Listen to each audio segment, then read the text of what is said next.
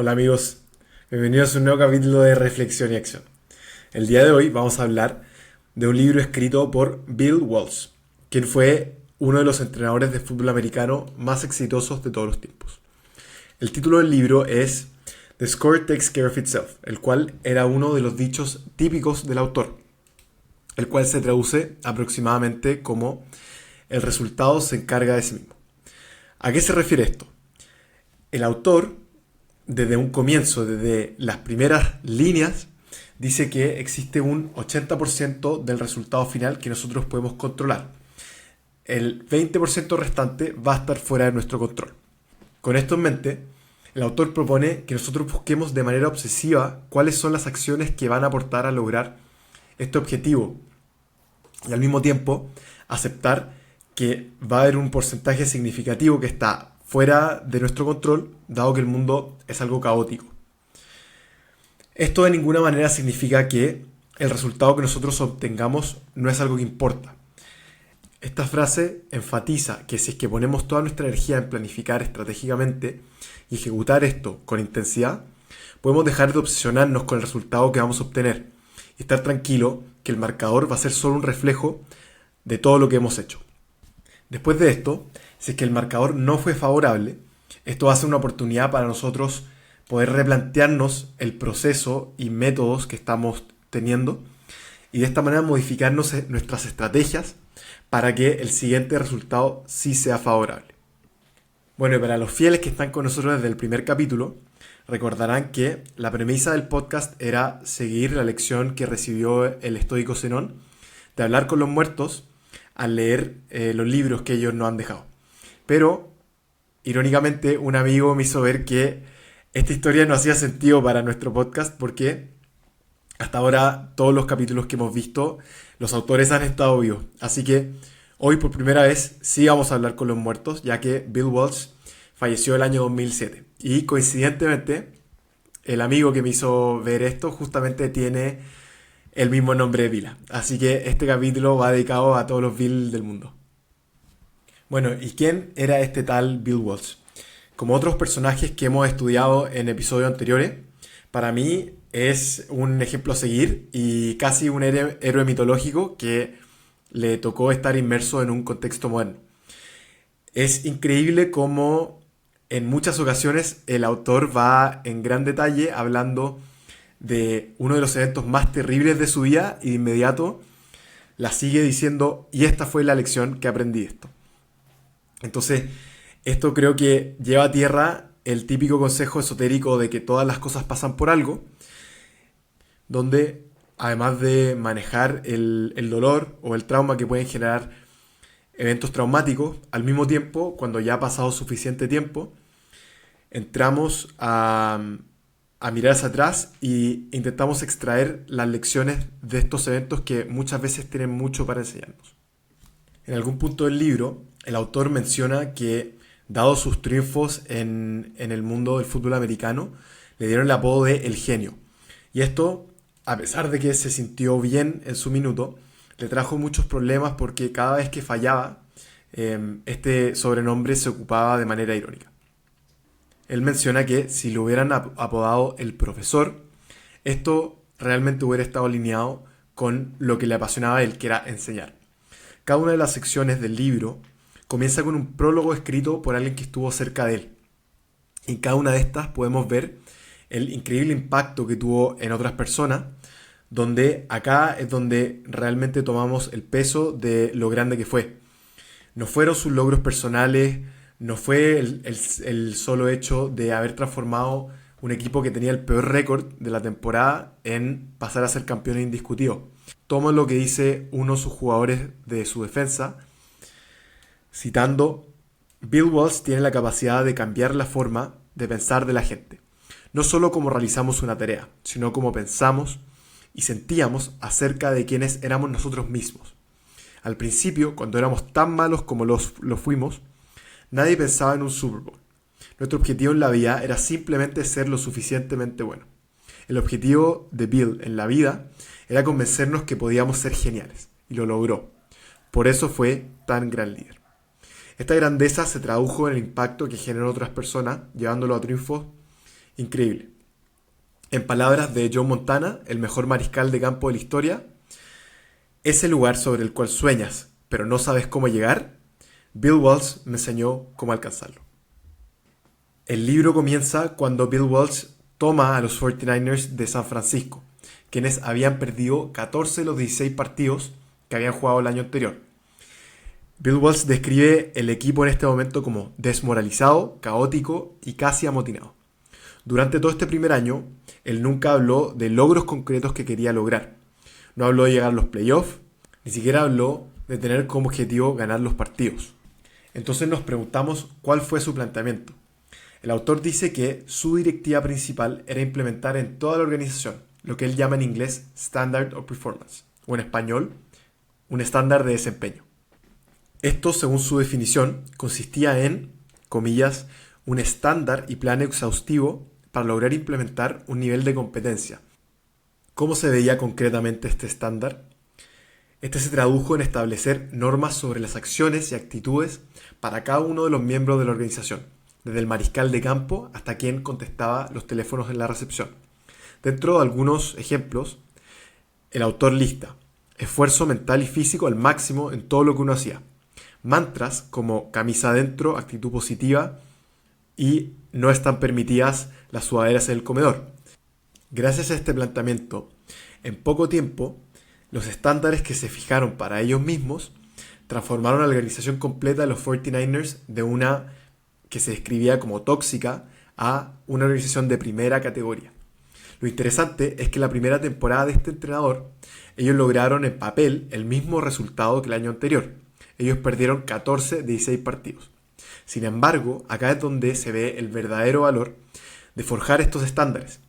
Si es que estos estándares están bien hechos, tenemos algo con qué medirnos y nos daremos cuenta que realmente estamos progresando, que hemos mejorado y que estamos a un nivel más alto gracias a que no nos estamos comparando con un marcador, sino con nuestros propios estándares que fijamos por nuestra cuenta. Bueno, y siguiendo con las historias que nos cuenta Bill Walsh, él nos cuenta cómo estaba en un partido de eliminatorias y sus rivales le estaban ganando solo por 3 puntos, lo cual en fútbol americano es poco, y ellos recuperaron la pelota a media cancha. Pero el ruido, las personas con megáfono, el poco tiempo restante y la presión hizo que el entrenador se quedara en blanco. Corrieron un par de jugadas improvisadas, a pesar de que ellos tenían la pelota, y finalmente perdieron la posición. Ante este evento, Bill tuvo una realización.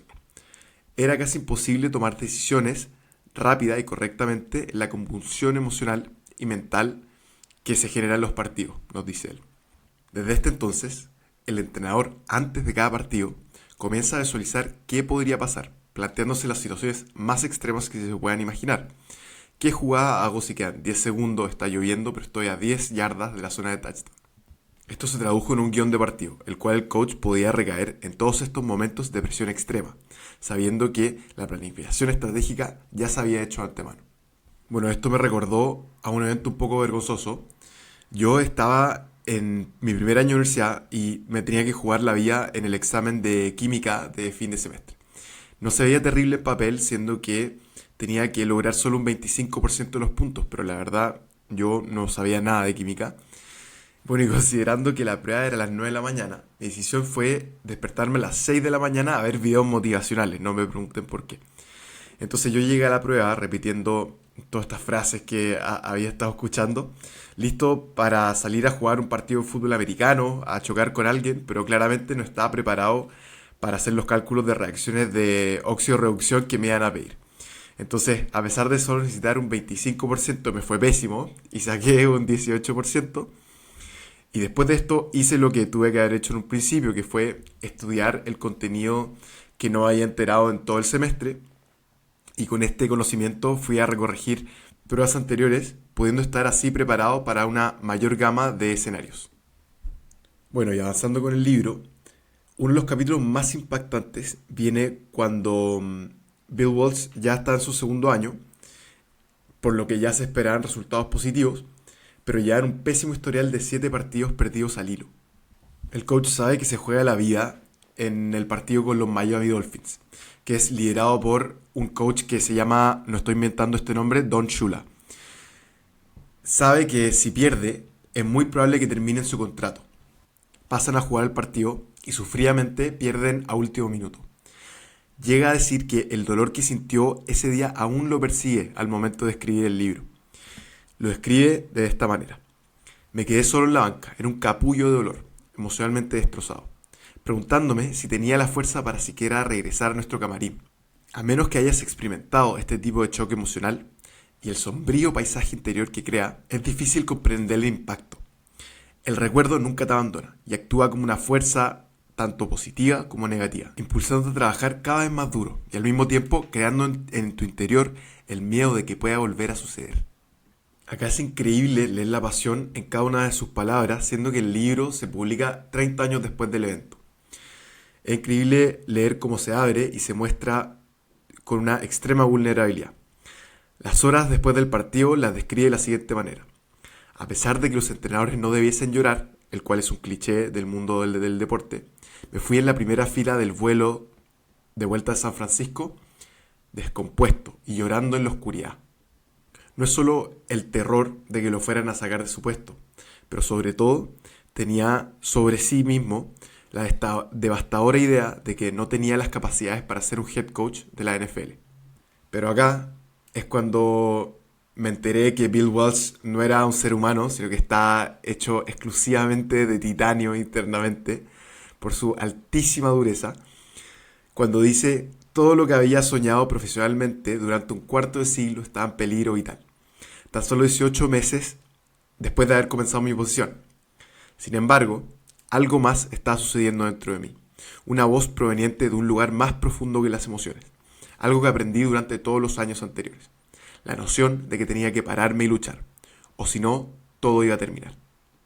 Ustedes saben que soy adicto a estos speech motivacionales, por lo que me recordó al discurso que le da Rocky Balboa a su hijo ya adulto. Traduciendo lo mejor que puedo, Rocky le dice a su hijo que la vida no se trata de dar el golpe más fuerte, sino que de poder aguantar los golpes inevitables que vamos a sufrir y seguir avanzando hacia adelante. Y así es como logramos desmitificar a las personas que nosotros vemos como exitosas, ocupando lo que dice Bill Walsh. La capacidad de sobrevivir estas derrotas es lo que diferencia a quienes salen victoriosos.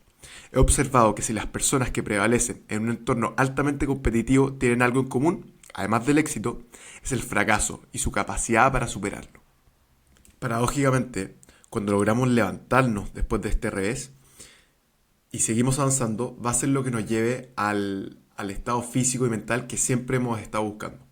Nuevamente, citando al autor, él dice: cuando te levantas y superas un revés importante, encontrarás una confianza interior y una seguridad en ti mismo cada vez mayores, que se han creado al vencer la derrota.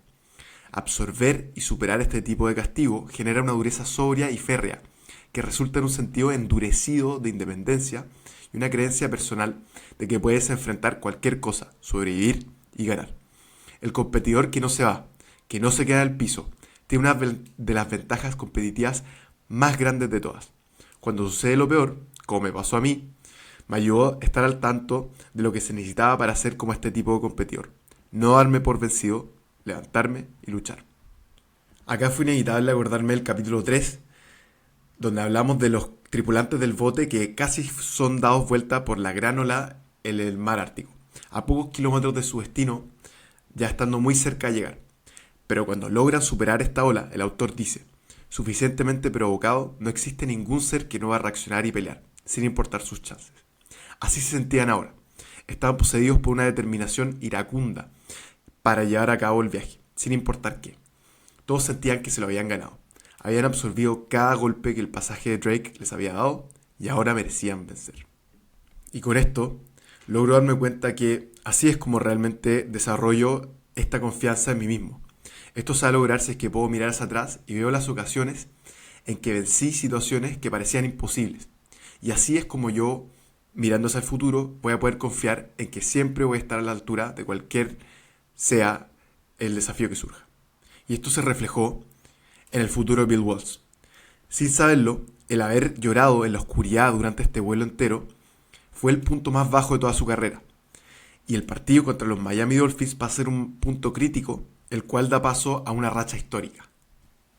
Bueno, y para darle un poco más contexto a quienes no saben la historia de la NFL, como en mi caso, los 49ers ganaron 3 Super Bowls entre el año 81 y el año 82, lo cual es un resultado increíble. Entonces, para mí, dado que Bill Walsh llegó al cenit de su propia profesión, su experiencia para mí es muy valiosa, porque podemos hablar con alguien que ha visto el otro lado, ha visto los triunfos extremos, y nos preguntamos qué pasa el día después de que ganamos el Super Bowl, qué pasa cuando logramos esa meta que parecía inalcanzable, pero por fin está a nuestro alcance y la logramos. En la siguiente temporada de haber ganado el Super Bowl, ellos pierden 6 de 9 partidos en la temporada. El autor reconoce que el equipo cae víctima de lo que él llama la enfermedad del éxito. Esto se debe a que posterior a haber fracasado tantos años, llegamos a este territorio nuevo y desconocido, que estamos descubriendo cuando ganamos por primera vez. El síntoma más claro de esta enfermedad es la pérdida de ambición que nos llevó a este punto, lo cual se vio claramente reflejado con el resultado de esta segunda temporada, donde perdieron 2/3 de sus partidos. Siendo honesto, esto no me parece tan terrible. Si bien, claro, no voy a poder ganar una segunda temporada al hilo, sí pude haber cosechado este resultado increíble y pude lograr una de mis grandes metas de vida. Pero me pareció muy doloroso otro de los síntomas de esta enfermedad del éxito, cuando el autor describe los sentimientos que surgieron más adelante en su carrera, cuando dice que ganar pasa a ser el rendimiento mínimo esperado. Y citando lo que él dice, perder, como quiera que lo definas, incluso la idea de perder puede volverse tan psicológicamente paralizante que ganar ofrece poco consuelo y ningún motivo de celebración, porque te has impuesto un sistema de contabilidad interno que otorga 0 puntos por ganar y puntos negativos por perder. Nunca podrás avanzar en el marcador. Esto es exactamente lo que me pasó a mí. Bueno, y siendo alguien con tal manejo de psicología humana, Bill Walsh se pregunta cuál es la raíz de este sentimiento. Y esto se genera porque entrelazaste la imagen que tienes de ti mismo con los resultados que obtuviste. Por lo tanto, esto se va a traducir en que tu valor personal va a ser lo mismo que indique este marcador final. Esta realización, la cual llega mucho tiempo después, incluso después de que él ya había renunciado, es terrible porque Bill Walsh está traicionando su propio mantra de vida en que supuestamente el marcador se encarga de sí mismo. En teoría, él sabía que el resultado no estaba del todo bajo su control, pero esta seguida de triunfos lo llevaron a dejar de disfrutar el proceso y transformarse en alguien infeliz. Esto llega a un extremo y, tal como les mencioné, lo obliga a retirarse. Sobre esto, él dice: una profesión que amaba y por la que había trabajado toda mi vida había pasado de ser alegre a desagradable e insoportable. No pude ganar cuando ganaba. No valía ningún punto ganar y por tanto no tenía sentido continuar. Bueno, y me parece que no es necesario ganar 3 Super Bowls para caer en esta trampa del éxito, y creo que a todos nos puede haber pasado. Y con esto en mente, el autor plantea lo que él dice un antídoto para esto, que me pareció una lista un poco simplista, se las leo. Es: no aislarse, delegar, evita la tentación de definirte por tu récord de victorias y date 24 horas para sufrir con las derrotas. Después de esto, sigue adelante.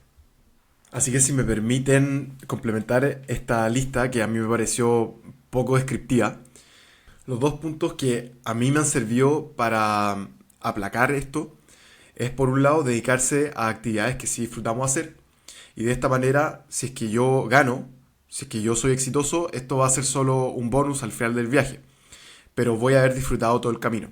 Como contraste, si lo paso mal en toda esta preparación, puedo verme sufriendo todo el tiempo, es decir, el mayor porcentaje del tiempo que viene siendo entrenar, planificar, practicar, y podría ocurrir que ni siquiera cosecho algo bueno al final de esto. Bueno, el segundo punto es un poco más filosófico y es cambiar el mindset de cómo me defino. Creo que si yo me comienzo a definir a mí mismo con etiquetas, entonces yo paso a ser un ser unidimensional. Si yo me defino a mí mismo como un futbolista, ¿qué pasa si es que juego mal un partido? ¿Qué pasa si es que me lesiono, por ejemplo? Entonces dejo de ser. Por otro lado, yo sé que yo siempre voy a ser Elías, pero el fútbol es solo algo que yo hago. Entonces, si tengo un mal partido o si me lesiono, dejo de hacer una actividad, pero yo sigo siendo quien soy. Viendo de esta manera que nadie me va a poder quitar quien soy, ni tampoco voy a estar definiendo mi propio valor por algo que está en un marcador externo. Bueno, y finalmente, el último capítulo del libro es un cierre épico, digno del ídolo que fue Bill Walsh. Acá leemos el relato de su último partido como coach de la NFL, disputando el Super Bowl. Los 49ers recuperaron la pelota cuando iban 16-13 abajo, pero quedaban solo 3 minutos del partido y estaban en su propia yarda 8, es decir, muy lejos de donde se marcan los puntos y obviamente también imposible poder invocar una patada. Y a pesar de la presión extrema, con toda la calma del mundo, el equipo ejecuta jugada tras jugada en la cual van cada vez acercándose a la zona de touchdown sin verse interrumpido. Vi el video de esto y los jugadores describen este momento como cada uno siendo una extensión del otro, un equipo moviéndose como una unidad. Cuando quedan solo 39 segundos del reloj, ya están lo suficientemente cerca, dan un pase y anotan el punto final para darles este triunfo tan ansiado. El autor, sin dramatizarlo ni un poco y describiéndolo como algo inevitable, dice que el equipo logra ejecutar 11 jugadas al hilo, las cuales culminan en marcar el touchdown final y transformarse en campeones por última vez bajo el mando del profesor. A mí me pareció una locura que, imagínense cuando ganan un Super Bowl y la euforia que te significa esto.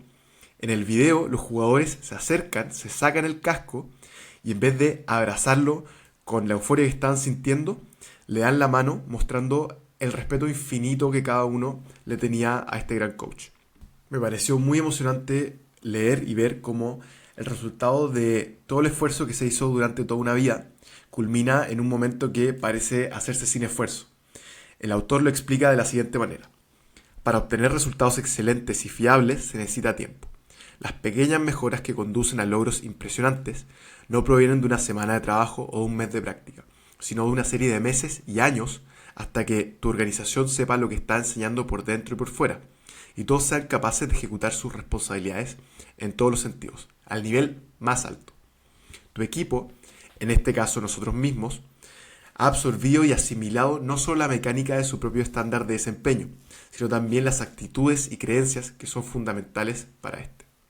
Este pasaje del libro me hizo realmente tomar el peso y dimensionar el camino que vamos a tener que recorrer totalmente solos si es que queremos cumplir nuestros sueños. El autor lo escribe de la siguiente manera. Seguir tus ambiciones, especialmente las de gran magnitud, puede ser agotador y peligroso, y producir fracasos agonizantes en el camino. Pero lograr estas metas es una de las experiencias más gratificantes y emocionantes de la vida. Para cerrar este episodio, solo quería decir que la filosofía de el resultado se encarga de sí mismo es un mindset que personalmente voy a intentar internalizar para así poder enfocarme de lo que está bajo mi control y dejar de obsesionarse con lo que puede ser un número en una pantalla, teniendo fe que los resultados que valen la pena toman su tiempo. Lamentablemente, Bill Walsh fallece antes de que este libro estuviese publicado, pero hoy, más de 15 años después de su partida, leer este libro fue como haber tenido una conversación uno a uno con él. Así que solo me queda agradecerte, Bill, por todo este aprendizaje. Espero que lo hayan disfrutado tanto como yo. Un abrazo grande.